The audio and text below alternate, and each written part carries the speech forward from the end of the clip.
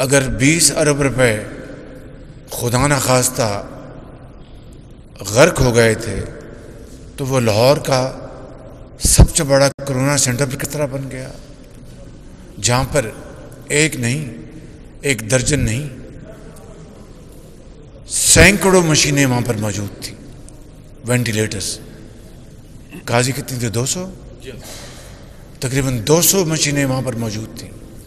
اور اللہ تعالیٰ کا بے پایاں فضل و کرم تھا کہ وہاں پر کرونا کے مریض دن رات خدا کے فضل سے شفا یاب ہو رہے تھے۔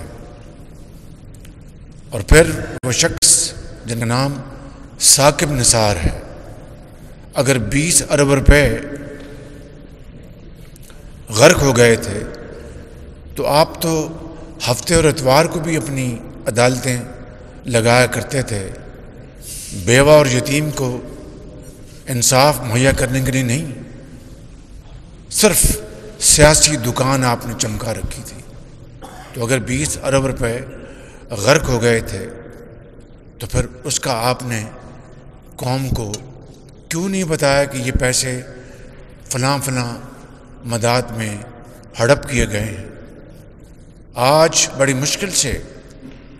PKLI کو دوبارہ پاؤں پہ کھڑا کرنے کی بہترین کوشش جاری ہے، کیونکہ بعد میں آنے والی حکومت نے پہلے تو ثاقب نثار اپنے بھائی کو وہاں پر لگوانا چاہتے تھے، اور جس طرح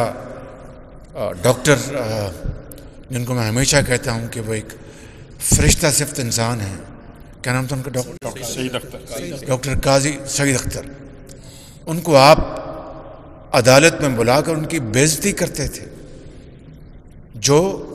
امریکہ سے اپنی ملینز آف ڈالرز کی تنخواہ یا انکم چھوڑ کے پاکستان آئے تھے کہ میں ایک پاکستانی ہوں، اپنے وطن جا کر